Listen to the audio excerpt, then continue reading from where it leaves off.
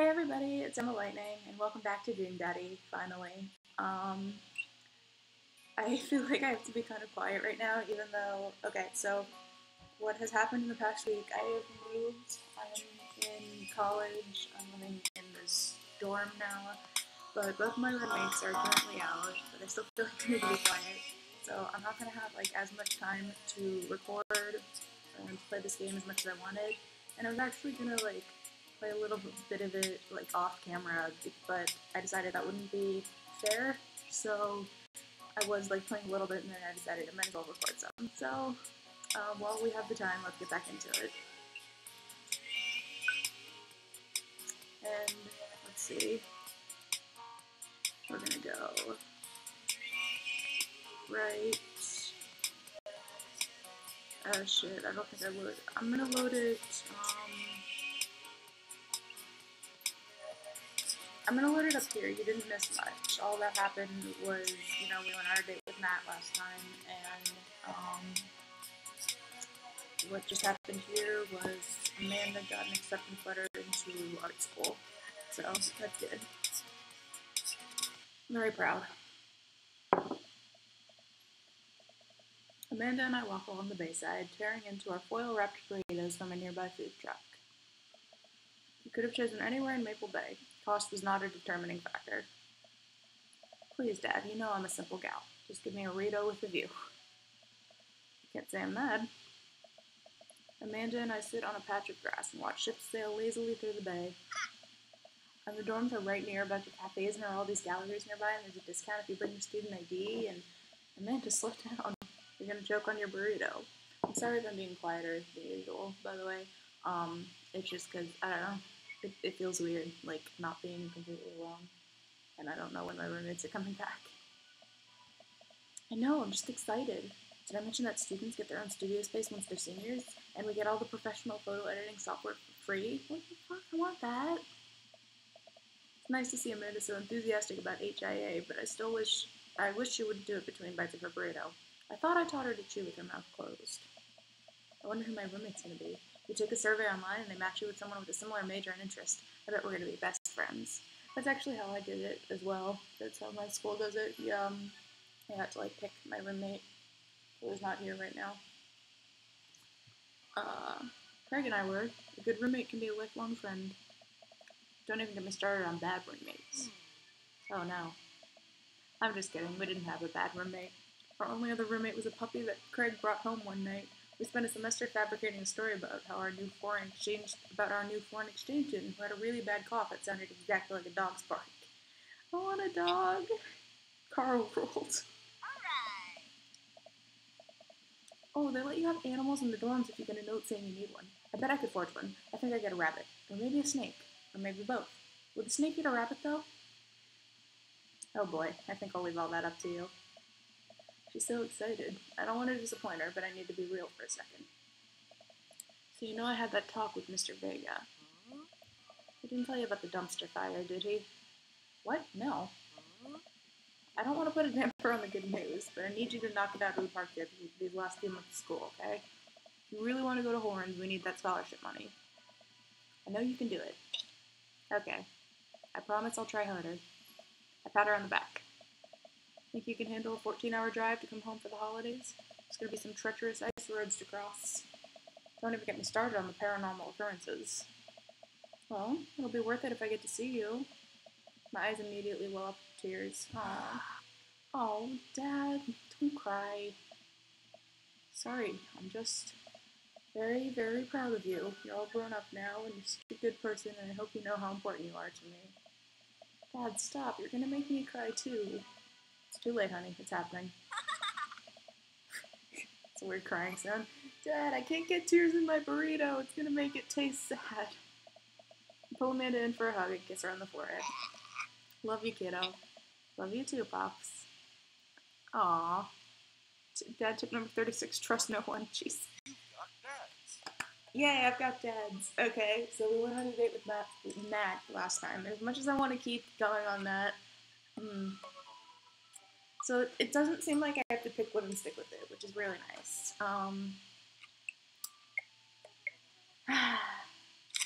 I'm not gonna lie, I played a little bit of a Craig date off screen, but I don't know. I think I'm gonna go with Robert right now. Yeah. Let's go with Robert. We'll do Craig later, or next time. When the internet gains sentience and decides to destroy us all, you know it'll use this information against us, right? On Friday night, you are most likely to make a deal in an alleyway, have it go badly. Who's the cop? Was it Giacomo? I trusted Giacomo. If you had to take one thing with you on a desert island, what would it be? Gun. What are your turn-ons? Don't talk to me. What did you want to be when you grew up? Grifter. What's your favorite movie genre? Italian neo-realism. What's your ideal date? Grave robbing.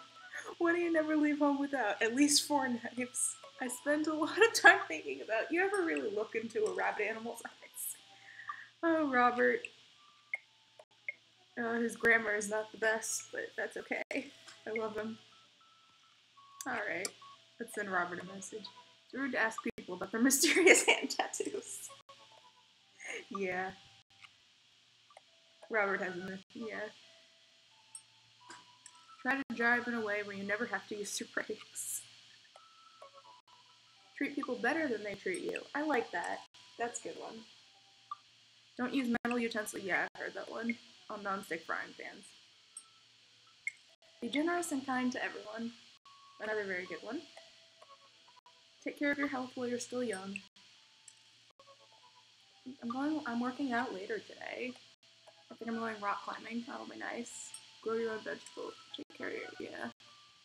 Come on, loading screen. What are you doing?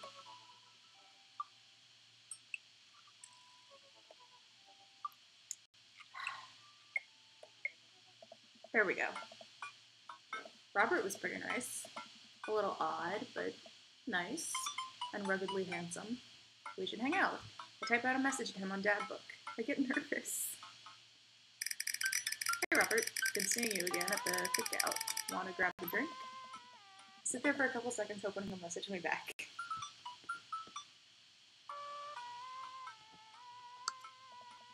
Hey, it says that he read my message. Anxiously wait for a response to my life. I'm gonna watch cat videos, clearly. I start down a rabbit hole of cat videos, and Robert quickly vanishes from my mind. I didn't realize how long I've been doing this, but by the time I watch maybe my 30th cat video, Robert pops back into my head. I jump back over to Dad Book to see if he's responded yet. Nothing. Well, I guess the guy's busy. Might as well make the best of my day. I get up, walk to the living room, and sit down and turn on the TV. History Channel, Food Channel, Game Show. What kind of game shows you got? Ooh, Family Fortune's on. Alright, Nicole, your parents are in the lead. It's up to you to win it big. Are you ready? I should have done a better announcer voice, I'm sorry. I'm ready! They hook a contestant up to a lie detector in front of her parents. Who is your favorite parent? My mom? Ooh, sorry, incorrect. Next question. If both of your parents were hanging off the edge of a cliff, which would you save? This is terrible. I love it. I lose several hours to whatever the hell that was. Sighing, I get up and walk around the house. My stomach grumbles. Time for lunch, huh? Oh, I guess it's time for old Chef Light. Oh, yeah, that's right. My name is Lightning. Chef Lightning, me cook a gourmet delicacy. I walk over to the refrigerator. Goodbye. Walk over to the refrigerator and open the door. Make a sandwich. I'm gonna make a sandwich. I make a sandwich in its entirety while standing there. Who needs plates?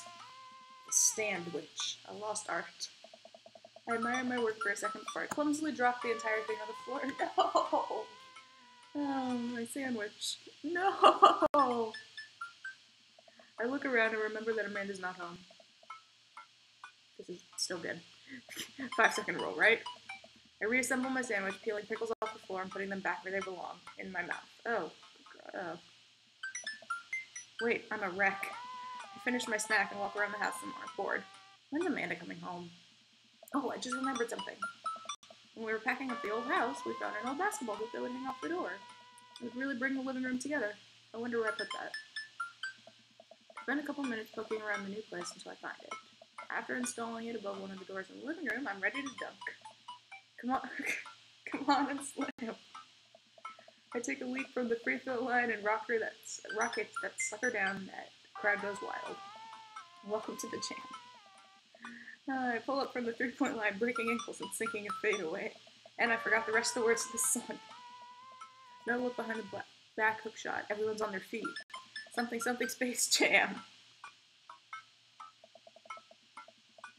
I managed to just barely defeat myself at horse before Amanda comes home. Then we cook dinner together.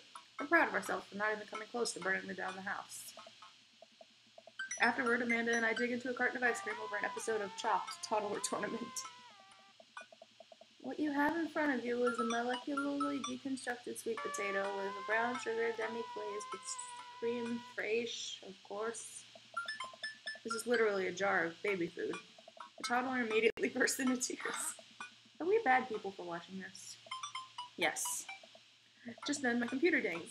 Yes. Huh? What's that? Oh, you probably just got a message. Amanda and I walk over to the computer and check Dad Book. It's a message from Robert. You up? What you doing? What does that mean? What you doing? What am I doing? You're just chilling. I'm just chilling, watching television with my daughter, just working on my motorcycle. I'm just chilling. I type back, just chilling. Amanda deletes the G and hits send. It'll make you look cooler. A couple moments pass by. Another message pops up. Want to grab a drink? Well, I asked you that. Hey, that means he wants to hang out. I know what that means, Amanda. It's kind of late. Come on, Pops, live a little. I am living. With ice cream. And traumatized toddlers. Well, it's your life, but I think you'd have a lot of fun tonight. You are trying to get to know the neighbors better, aren't you? Fine. I type back a message to Robert asking him for details, and he tells me to meet him at Jim and Kim's. Oh, don't wait up for me. I never do. I throw on a nice jacket and run out the door. It's only a short walk to Jim and Kim's, and it's a beautiful night. Walk into the bar and see the usual crowd of barflies drinking beer and watching sports. I spot Robert at the back of the bar, wave hi as I walk over. Hey man, how's it going? Hey buddy. Oh Christ, ahoy there, Skipper. Robert and Mary are here? Uh-oh. I brought Mary along. Figure we needed a drinking buddy. Oh man, I was excited to get to know Robert a little better. I have to deal with this weird married lady making passes at me. Don't look so scared, kiddo. We're just having a drink. Yeah. Speaking of which, I think it's time for the first round. What are you having? Beer, something tropical. Let's make Robert happy. Dad after my own heart, huh? Yay, I got the eggplants! Robert orders 3 shots of whiskey and passes them between us. Well, this wasn't how I expected my night to be going. Hey. Here's to bad decisions and relaxed moral values, fellas. Water. I think I was kind of hard on Mary last time, actually. I was probably too hard on Mary last time. I think she's something. What have I gotten myself into? We all knock back the shots. I almost choke on the whiskey as it burns down my throat. Holy hell, that was a kick. I look over at Robert and Mary, who seem like old pros at this. Robert grabs his jacket and throws it on. Let's get marching. What? Night's young, Chief. Come on, we're bar hopping. Oh, alright. We leave the bar and start walking down the street. I still don't know this area of town very well, so I just follow Robert. So, where are we headed? Irish Ever Drinking. It's an Irish pub. Good pun is the whiskey to my heart. Puns are the lowest form of humor, Emmett. Try harder. I might take back what I said. Ouch. Am I gonna be the butt of the joke all night? Jesus, Mary. Jesus, Mary. Put your fangs away for a second. We walk into Irish Ever Drinking. This is adorable. The bar is pretty much the same as Jim and Kim's, except for the old-timey Irish memorabilia on the wall. It's adorable, apparently. It's cute. Of course, again, I think anything Irish is cute. Next round, what are you having? Whiskey hasn't filled me. Yeah, but then I feel like I'm gonna get sick and that's gonna be embarrassing. But I want to make Robert happy. But,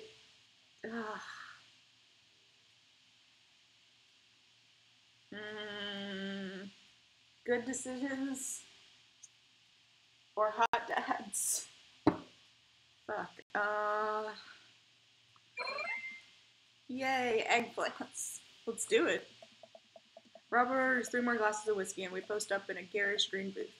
Mary slides in and sidles up next to Robert, which makes me breathe a sigh of relief. Let's sip this one, why don't we? Hey. Sit yourself. Mary immediately downs her shot in one gulp and burps loudly. Hey. That'll put hair on your chest. You are truly the paragon of grace and beauty. Mary grabs my drink and sips on it. Hey. Emmett, be a dear and get us another round, will you?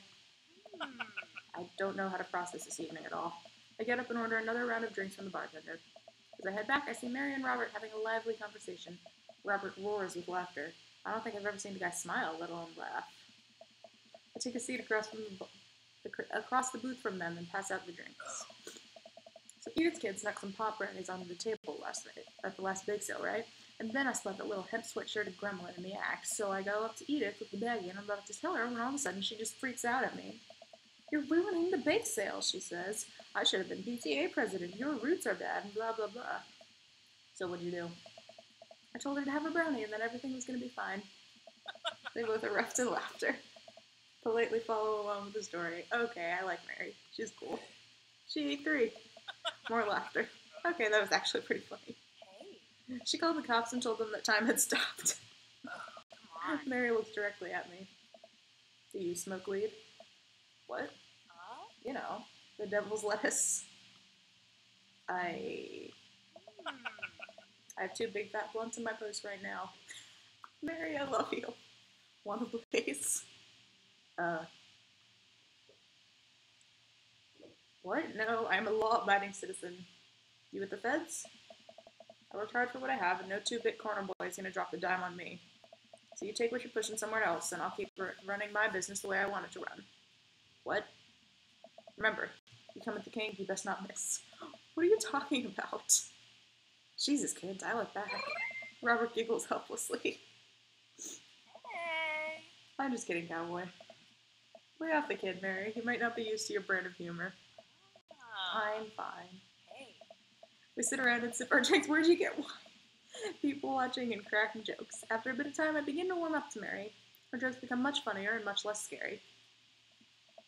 But it seems like she's not going anywhere anytime soon. Just wanted some alone time with Robert.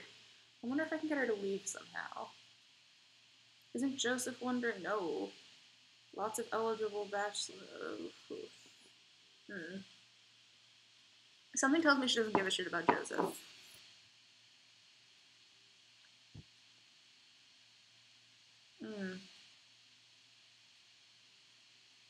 This isn't gonna get rid of her for long, but...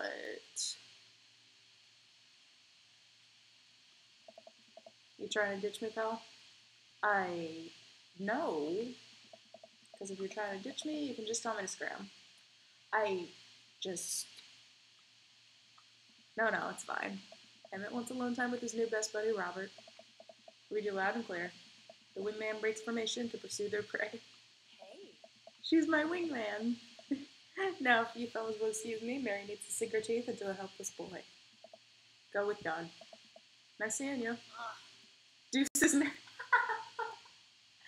Deuces, nerds. I love her. Mary gets up and saunters over to a younger-looking guy at the bar. She grows on you.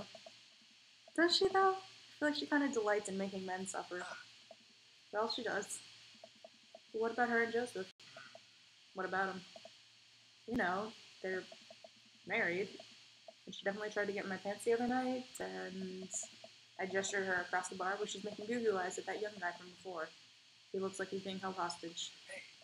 Oh, that's just a thing she does. She's harmless. Tell that to the boy she's hanging off of. Poor kid looks like he's seen war. Robert lets out a hearty laugh. Hey, I got him to laugh. It just makes me so happy that Danny does this voice. Danny, who's like such a nice, wholesome guy. Well, I mean, he's not like It's not like he's a straight edge or anything, but he's just so nice and friendly. And then you have Robert. Oh, I love it. Oh man, you know I pegged you for one of those straight-laced types. Oh, don't worry, I got pretty wild back in my day. Still got a little wild in you? I have a child I need to care for. You know what? There's so much wild in me. I get so wild, I've got a whole safari in here. Just really wild all the time.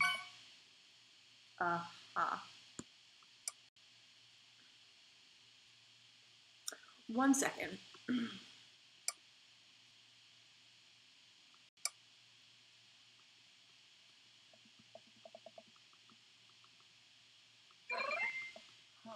Hey. Ah. Hey.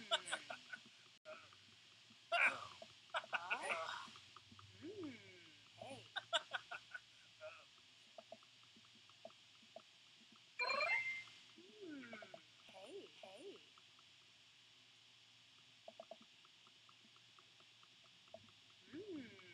Give it a rest.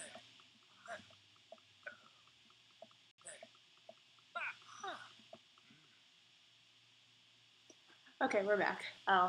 Yeah, I had to load the thing because I don't want to fuck it up with Robert. You know it. Yes. Robert orders a couple more rounds of shots. I go, what am I getting myself into? Think you can go shot for shot? There's only one way to look cool here. I grab the shot closest to me and down it. Robert looks impressed. He takes his shot and knocks it back. That's one. So, what do I even talk about? He's so cool. He probably hates small talk. So how are things? I hate small talk. Okay. Too many people, and this isn't necessarily you, but too many people think that they have to fill in the dead air with noise. Personally, I think they're afraid of the silence, or they're afraid of what the other person is going to think of the silence. If you want some unsolicited advice, just learn to be comfortable with silence. Nothing wrong with two people sitting in silence and drinking whiskey. Oh. Alright. Robert and I sit in silence and drink whiskey. I take in the rest of the bar, patrons laughing, playing darts, spilling beer, and Mary giving that hard sell to that young man. The young man pretending he got a phone call from one of his friends. Huh. Maybe silence is nice sometimes. So, you ever kill a man? I choke on my drink. Excuse me? You know, watch a life drain from someone's eyes. Not just their life, you know. It's their hopes and dreams draining away. Every memory and experience they've ever had. Gone. Robert, who hurt you? No. Great, me neither. Robert knocks back his shot and motions for me to do the same. I reciprocate. I'm just messing with you. Relax. I laugh nervously. Or am I? I laugh nervously again. We sip more whiskey and people watch some more. Mary has her sights set on another man after the other one excused himself to the bathroom and, I assume, crawled out of the window. Gosh, this whiskey's hitting me hard. You betcha. Robert gets up out of the booth, shouldering his jacket. Let's roll.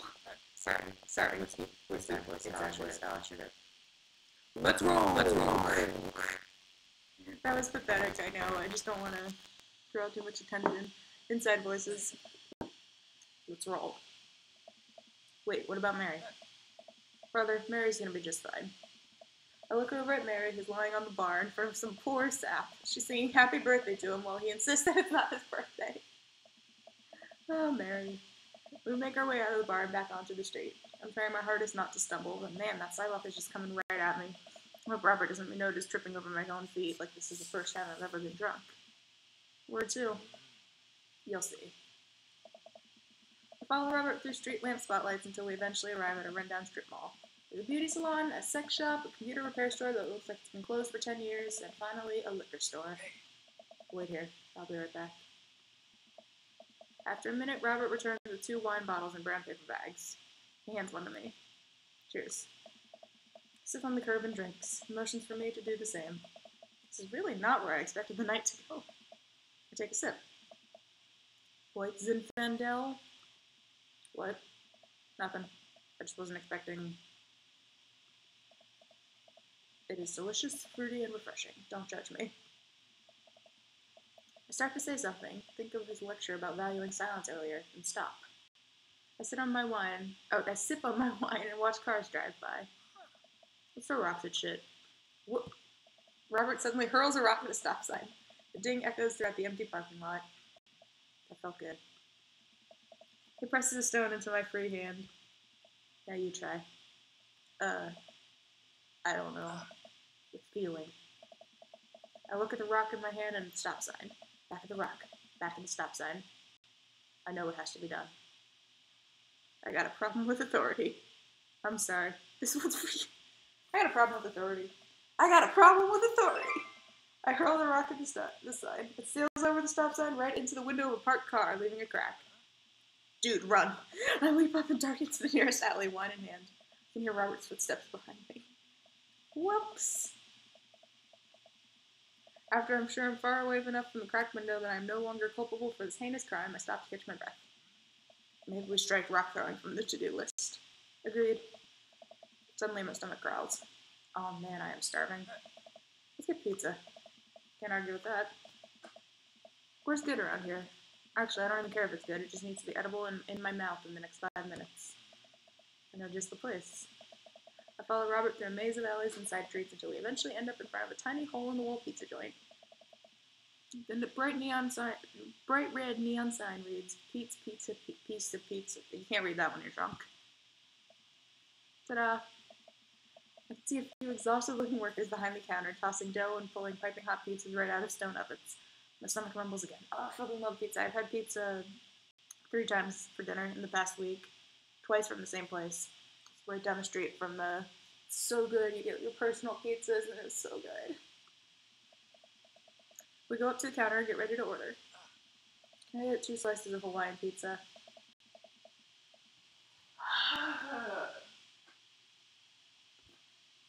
We're doing this discourse. Really? Really? You gotta bring this up? Oh wait, Emma, you're cool with pineapple on your pizza, right? Oh, Christ. No. No, Robert, I am not cool with pineapple on pizza. I think it's terrible. I hate it. Pineapple does not belong on pizza, goddammit. Of course. We wait a minute for our pizza to come out of the oven. I'm practically drooling at the smell. The cashier hands us each a slice on a giant paper plate so saturated with grease that I'm worried it will fall apart. I take our pizzas outside and wander through the alleyways as we eat. I don't care what people say. Pineapple does not belong on pizza. It's a fruit. It's a fruit, and it's, like, juicy. First of all, hot pineapple fruit, that's fucking weird. I mean, I get it if it was, like, in, like, a pastry or something, but on pizza... No. Take a bite. It's absolutely delicious. Pineapple is truly the best pizza topping.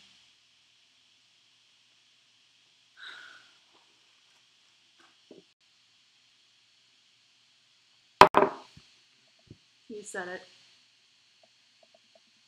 Man, I feel way better now. Why are we in the same alley? You and me both. We hear noise coming out of a slightly ajar door in the alleyway. Robert looks at me excitedly. Got any more of that wild in you? I'm so tired, but I love my daughter and I should go home to make sure she's... You betcha. Good on ya. Are you Australian? Oh, at least we got the eggplants. That's all that matters. Robert and I slide the door open and peek inside. It's completely dark except for some flickering light. We slowly creep forward, cautious not to be heard or seen. Shh. Don't shush me so loud. Shh!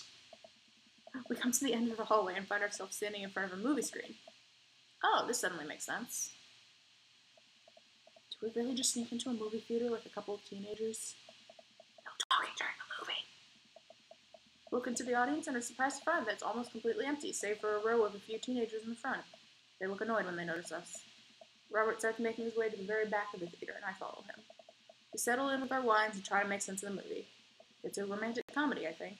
A young man is frantically trying to get through New York to find a woman that he finally realized he's in love with. Kiss already!